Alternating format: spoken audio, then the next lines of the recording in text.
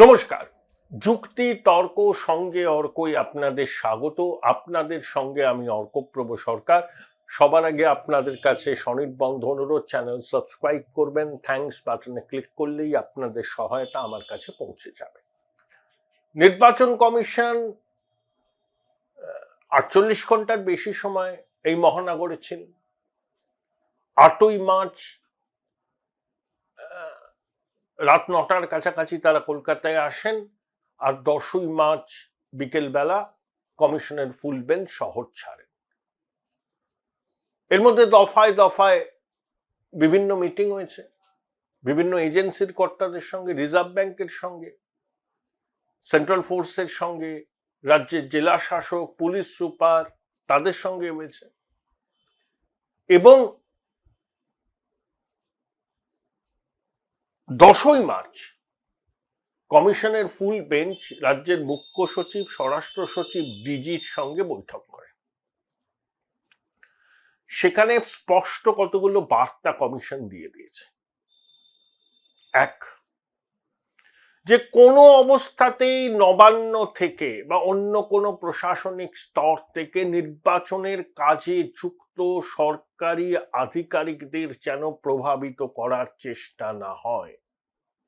SIR পর্ব চলাকালীন এই প্রভাবিত করার চেষ্টা হয়েছে। কমিশন বলছে প্রায় 1.5 লক্ষ নথি আপলোড হয়নি কেন?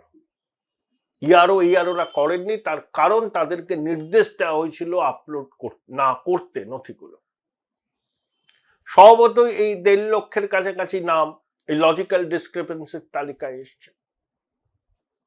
2, কমিশন মুখ্য সচিব, স্বরাষ্ট্র সচিব, ডিজি কে বলেছেন যে এমন এমন নথি আপলোড করা হয়েছে যেটা কমিশনের উল্লিখিত নথি বা সুপ্রিম কোর্টের নির্দেশের পরে কমিশন যেগুলো সংযোজন করেছে তার সঙ্গে মিলছে না। যেমন ব্ল্যাঙ্ক কাগজ, খবরের কাগজের কাটিং, ইআই জেনারেটেড, একজনের ভোটার হিসাবে যিনি দাবি করছেন তার বাবার ফলস ভোটার কার্ড, কারণ এপিক নাম্বারটাও চাল, এরকম বুড়ি বুড়ি। কমিশন বলেছে এগুলো এমনি এমনি হয়নি, প্রশাসনের পক্ষ থেকে নির্দেশ দেওয়া হয়েছিল এই সমস্ত নথি আপলোড করতে, যাতে কারুর নাম বাদ না যায়। তাই স্পষ্টভাবে কমিশন জানিয়ে দিয়েছে যে এগুলো কিন্তু এবার বরদাস্ত করা হবে না। শুধু সতর্ক করা বা এফআইআর করা বা শোকজ করা এসব নয়, এমন পদক্ষেপ নেওয়া হবে যাতে চাকরি জীবনের বাকি দিনগুলো তাদেরকে দুঃস্বপ্নের মধ্যে কাটাতে হয়। স্পষ্ট। কারণ দেখুন, এই এসআইআর নিয়ে যে জটিলতা, এই জটিলতা তো হতো না যদি প্রথম থেকেই রাজ্য প্রশাসন একটা সহযোগিতার মানসিকতা নিয়ে চলতো। 1000 জন ডেটা এন্ট্রি অপারেটরকে কবে কমিশন চেয়েছিল নবান্নের কাছে? দেয়নি। তাহলে এই লজিক্যাল ডিসক্রিপেন্সি, স্পেলিং মিসম্যাচ, এগুলো অনেক কমে যেত। কিছু থাকতো, অনেক কমে যেত। এবং লজিক্যাল ডিসক্রিপেন্সি শুধু পশ্চিমবঙ্গ স্পেসিফিক নয়, কমিশন বলেছে যে 12টা রাজ্যে এসআইআর হচ্ছে সব জায়গাতেই হয়েছে। কিন্তু সব রাজ্যেই তাদের এসআইআর নিয়ে নীতিগত অবস্থানে কমিশনের সঙ্গে বিরোধ থাকতে পারে, সুপ্রিম কোর্টে তার শুনানি হচ্ছে, সেটা একটা জিনিস। কিন্তু মাঠ পর্যায়ে যেভাবে পশ্চিমবঙ্গের রাজ্য প্রশাসন পদে পদে কমিশনকে হেনস্থা করেছে, এসআইআর এর প্রক্রিয়াকে বাধা দিয়েছে, তার ফলেই এই পরিস্থিতির উদ্ভব হয়েছে। সেই জন্য এখন 60 লক্ষ মানুষের ভাগ্য ঝুলে রয়েছে। এবং এর জন্য দায়ী যে রাজ্য প্রশাসনের একটা অংশ, সেটা কমিশন কিন্তু মুখ্য সচিব, স্বরাষ্ট্র সচিব, ডিজিকে স্পষ্ট করে বলে দিয়েছেন। এই যে 9ই মার্চ কমিশন সমস্ত জেলা শাসক, তারা বা ডিস্ট্রিক্ট ইলেকশন অফিসার, তাদের সঙ্গে দীর্ঘক্ষণ বৈঠক করল। তারপরে মুখ্য সচিব প্রত্যেক জেলা শাসককে নবান্নে তলব করেছেন এবং তলব করে জানতে চেয়েছিলেন কি কি আলোচনা হলো কমিশনের ফুল বেঞ্চের সঙ্গে। কমিশন অত্যন্ত অসন্তুষ্ট, বলে নির্বাচন কমিশনের ফুল বেঞ্চের সঙ্গে ডিইওদের আলোচনা হয়েছে, তারা দূর দূরান্তের জেলা থেকে এসছেন, সেই আলোচনার নির্যাস শোনার জন্য নবান্নের এত তৎপরতা কেন? এটা ভালোভাবে নেয়নি কমিশন। অর্থাৎ কমিশন মনে করছে যে এই ডিইওদের উপর প্রভাব বিস্তারের চেষ্টা করবে নবান্ন, সেটা যাতে তারা না করে, বা যদি করে তার জন্য তাদের কনসিকুয়েন্স ফেস করতে হবে। এবার শুধু শো কজ, সাসপেন্ড ও সব নয়, চাকরি জীবনের বাকি দিনগুলো দুঃস্বপ্নের মধ্যে কাটাতে হবে, স্পষ্ট করে দিয়েছেন কমিশন, পরিষ্কার। তাহলে মুখ্য সচিবকে মুখ্যমন্ত্রী নির্দেশ দিয়েছিলেন যে ওদেরকে ডাকো, কি বললো কমিশন? তা মুখ্য সচিব মুখ্যমন্ত্রীর নির্দেশ পালন করে ডেকেছিলেন, সব শুনেছেন, মুখ্যমন্ত্রীকে রিপোর্ট করেছেন, তারপরে মুখ্যমন্ত্রী তেলে বেগুনে চলে ওঠে।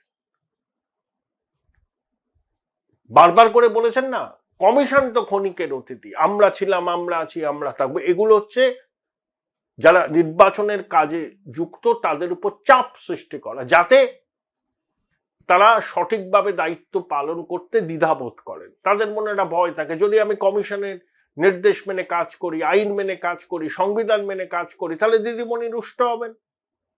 পরে যদি তিনি আবার ক্ষমতায় আসেন, আমাদের কম্পালসারি ওয়েটিং এ পাঠাবেন কিংবা প্রত্যন্ত জায়গায় ট্রান্সফার করে দেবেন। এগুলো করেন দিদিমণি।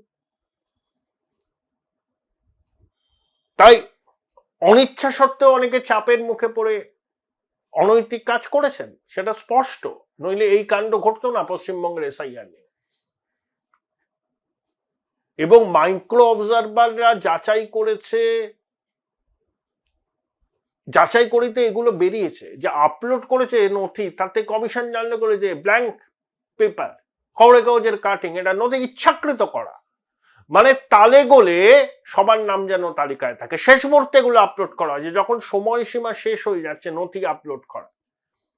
আইপ্যাকের পরামর্শেই এটা হয়েছিল। এরা ভেবেছিল এটা করলে পরে সময় থাকবে না, সবার নামটা তালিকায় চলে যাবে। দিদিমণি বারবার করে বলছেন একজনের নাম যেন কাটা না যায়, পারেননি। 63 লক্ষের বেশি ইতিমধ্যেই বাদ গেছে, আর লজিক্যাল ডিসক্রিপেন্সি থেকে যা আন্দাজ আরো 25 লক্ষ, প্রায় 85 থেকে 90 লক্ষ নাম বাদ যাচ্ছে। সহযোগিতা করেননি, অনুপ্রাণিত আমলাকুলকে ব্যবহার করে এসআইআর এর কাজে বিঘ্ন ঘটিয়েছেন। কমিশন সব জানে। এটা কিন্তু শেষবারের মতো হুঁশিয়ারি কাদের দিলেন? রাজ্যের সর্বোচ্চ প্রশাসনিক কর্তাকে, সিভিল অ্যাডমিনিস্ট্রেশনের মুখ্য সচিব, রাজ্য পুলিশের মহানির্দেশককে, এবং কলকাতা পুলিশের কমিশনার বোধহয় ছিলেন। খুব তাৎপর্যপূর্ণ, কারণ কমিশন জানে পশ্চিমবঙ্গে বিধানসভা নির্বাচন তারা যদি সুষ্ঠুভাবে পরিচালনা করতে না পারেন, কমিশন জানে পশ্চিমবঙ্গের বিধানসভার নির্বাচন তারা যদি সুষ্ঠুভাবে পরিচালনা করতে না পারে, তাহলে তাদের গায়ে কালি লাগবে, তাদের সুনাম বলে কিছু অবশিষ্ট থাকবে না। তাই তারা বদ্ধপরিকর, অনেক কঠোর পদক্ষেপ কমিশন নিতে চলেছে। একটা তো নিয়েছেই, যে সেন্ট্রাল ফোর্সের ডিপ্লয়, সেটা কিন্তু আর রাজ্য পুলিশের উপর থাকছে না।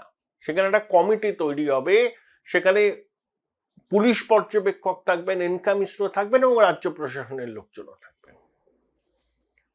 ভোটারদের লাইন চেক করবে সেন্ট্রাল ফোর্স, এবং বুথের ভিতরেও থাকবে ক্যামেরা, বুথের ভিতর ক্যামেরা, বুথের বাইরে।